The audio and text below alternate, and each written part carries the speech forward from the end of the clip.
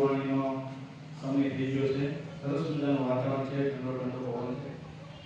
આજે જે વાત કરવી છે ને બેટા, એ ખરેખર હું તો માનું છું કે આપણે સૌએ લાઈફ ટાઈમ યાદ રાખવાની જરૂર છે. એટલા માટે કે આપણને સામાન્ય એવો તાવ આવ્યો હોય ને તો પણ આપણને આપણી પથારીમાંથી ઊભું થવું હોય ને તોય આપણે બહુ મુશ્કેલી પડે છે. કોઈ આપણને ટેકો કરે ત્યારે માંડ માંડ આપણે ઊભા થઈ શકીએ છીએ. હાલવાની એની વાત તો બધી થોડી આગળ વધી જાય છે. જ્યારે આ ગુરુવાણીમાં આજે જે આપણે રમતવીર અને એમાં પણ એક મહિલા રમતવીર વિશે વાત કરવી. માત્ર 17 વર્ષની એની ઉંમર છે. કુદરતની કંઈક એવી સાથે શારીરિક તકલીફ અપાઈ ગઈ કે જન્મથી ટ્રોકોમેલિયા નામની એમને બીમારી હતી. જન્મથી એમનો જ્યારે જન્મ થયો ત્યારથી એ બીમારીમાં શું થાય કે અહીંયાથી બંને હાથ ન હોય ખભામાં, માથું ગળું અને ત્યાર પછી ધડને આવ્યું. આ જે રમતવીર છે, મહિલા રમતવીર, એમનું નામ છે શીતલ દેવી. જમ્મુ કાશ્મીરનો કિશ્તવાડા નામનો એક જિલ્લો છે અને એનું એક અંતરિયાળ ગામ છે. અંતરિયાળ કોને કહેવાય કે જે જંગલમાં એ રીતના થોડું જ્યાં પહોંચવું પણ અઘરું હોય એવા ગામમાં આ શીતલ દેવીનો જન્મ થયો. 15 વર્ષ સુધી તીરંદાજી શું કહેવાય, કેમ રમાય, એની ટ્રેનિંગ શું, એની તાલીમ શું, બરાબર, એમાં શું શું કાળજી, આવી કાંઈ જ ખબર નહીં. પછી ત્યાં સ્થાનિક લેવલે રમતને રમાતું હતું. એમાં એમને બરાબર એક વખત ભાગ લેવાની એમની ઈચ્છા હતી, પણ જે પોતાના હાથ વગર શરીર સાથે સરખું ઊભું રહેવું અને હાથ વગર જે મુશ્કેલીઓ પડે એ બધી બાબત હોવા છતાં એમણે એકવાર પ્રયત્ન કર્યો કે હું જોઉં તો ખરી મને થોડું કેટલું મારામાં છે, મને કેટલીક આવડત છે, અને એમાં એને પ્રયત્ન કર્યો. એમાં કંઈક લગભગ બીજા કે ત્રીજા નંબર સુધી આવ્યો અને પછી ત્યાંથી એને જોયું કે ના હવે તો મારી પાસે જે કુદરતે મને આ વિકલાંગતા આપેલી છે એ વિકલાંગતાને જ મારે એટલી સરસ રીતે વિકસાવવી છે કે ભલે હું કહેવાનું સારી રીતે વિકલાંગ કહેવાય પણ મારે સફળતાઓ રમતગમતના ક્ષેત્રે એવી મેળવવી છે કે એકવાર હું મારું ગામ અને મારા દેશનું નામ પણ રોશન કરું. ત્યાર પછી એમણે ત્યાં સ્થાનિક લેવલેથી તાલીમ લેવાનું શરૂ કર્યું અને એમણે આગળ વધતા એમના જે કોચ હતા એ બે કોચના નામ પણ છે એ એમને તાલીમ આપી. બંને મહિલાઓ કોચ હતા, એમને તાલીમ આપી અને એક વખત એવો સમય આવ્યો કે એ રાષ્ટ્રીય લેવલે પણ એનું તીરંદાજીમાં ઉત્કૃષ્ટ પ્રદર્શન થયું.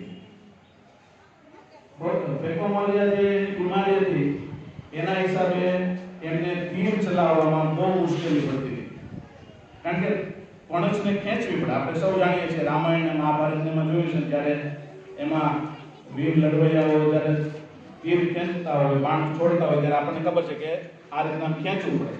તો એના માટે એને કૃત્રિમ હાથ બેસાડવાનો પણ પ્રયત્ન કર્યો કે હું મારા કૃત્રિમ હાથ બેસાડી દઉં અને જો એનાથી હું કાંઈ જો સારું પ્રદર્શન કરી શકતી હું તો સારી વાત છે, પણ એ બહુ શક્ય ન બન્યું. એટલે એમણે પોતે જ પછી જે પોતાની જે ટ્રેનિંગ જે લીધી હતી એની આવડતના કારણે એમણે પણછ ખેંચવાનું પણ પોતાની જાતે એને શરૂ કર્યું. કહેવતની રીતે વાત કરીએ તો પરિશ્રમને જેણે પારસમણીમાં ફેરવી નાખ્યું, બરાબર.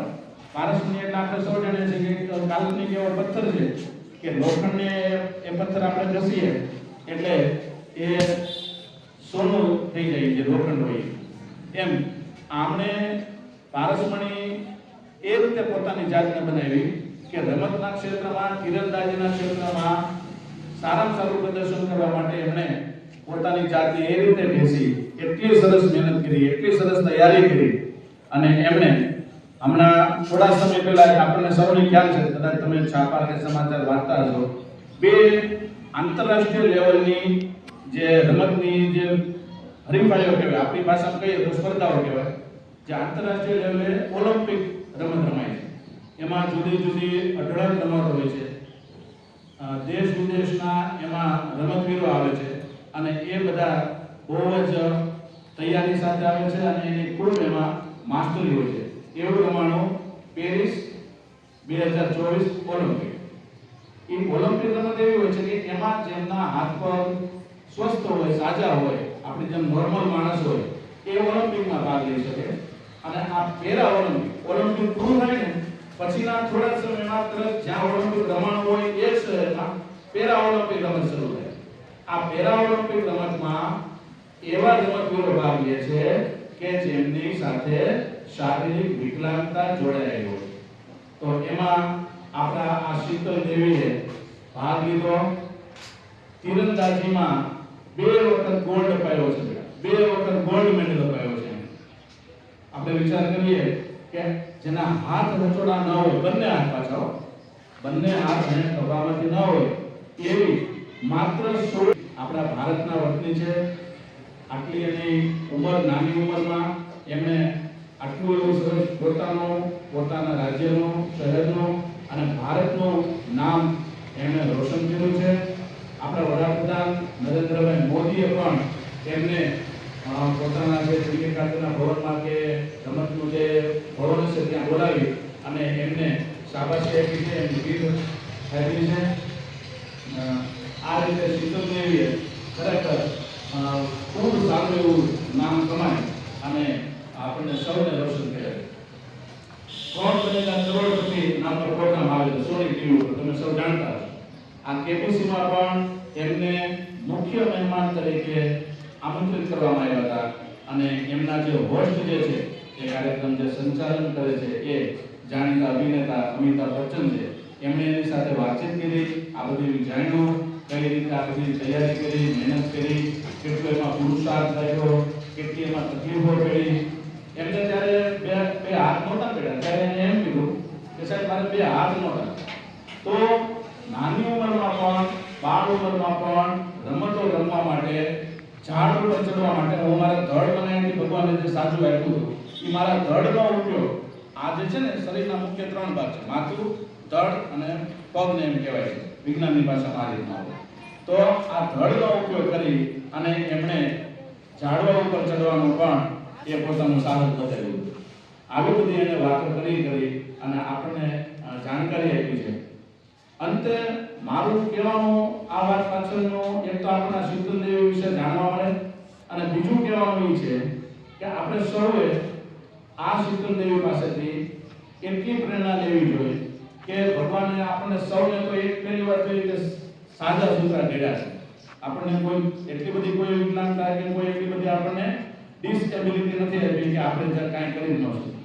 તો જ્યારે ક્યારે પણ આપણને કંઈ પણ મુશ્કેલી આવે, કોઈ પણ હદની મુશ્કેલી આવે, બરાબર, ત્યારે હંમેશા એક તો દ્રઢ મન રાખવું જોઈએ. આ જે શીતલ દેવી છે એના કાર્યક્રમમાં એમ જ કીધું, અખૂટ મારામાં ધીરજ છે અને મારી માનસિકતા એટલી બધી દ્રઢ છે કે હું કોઈ પણ કામ કરવા માટે આ 2 વસ્તુને મારી જાત સાથે સતત સાબિત રાખું છું કે જેથી એ આજે નહીં તો કાલે નહીં તો પરમ દિવસે ત્યાર પછીના દિવસે હું એ વસ્તુ હાંસલ કરીને જ રહું. એવી મારી દ્રઢ માનસિકતાએ અખૂટ ધીરજ સાથે હું પ્રયત્ન કરું છું અને આ પ્રયત્ન, આ મારી શૈલી, આ મારી વિચારધારા, આ મારા મગજની હકારાત્મકતાના કારણે આજે હું મારું અને સમગ્ર દેશનું નામ રોશન કરી શકું.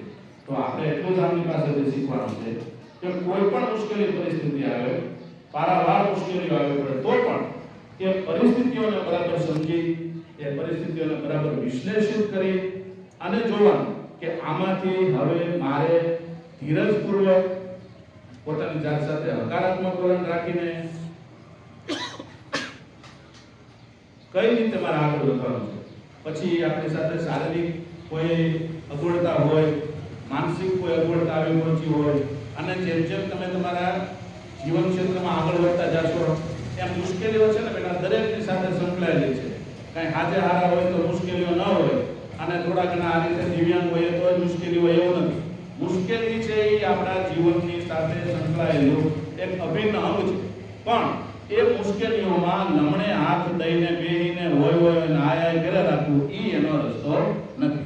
આવી વ્યક્તિઓ પાસેથી, આવા જીવન ચરિત્ર પાસેથી, આવી માનસિકતા પાસેથી આપણે એ જ શીખવાનું છે કે કોઈ પણ પરિસ્થિતિ આવે એનો સ્વસ્થ મનથી, સારા વિચારોથી રસ્તો કાઢી અને આપણે મુશ્કેલીઓ બને એટલી આપણને ઓછી અસર કરી જાય અને એ મુશ્કેલીને પણ એમ થાય કે હું ક્યાં આની સાથે અથડાઈ ગઈ, મારે તો ક્યાંક બીજે ગોતી લીધું હોત તો સારું હતું.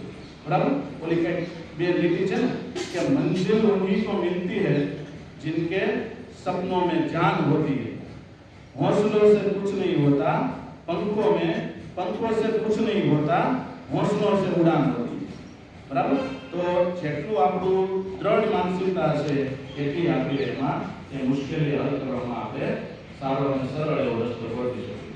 તો આ ખરેખર ધ્યાન રાખજો કે તમે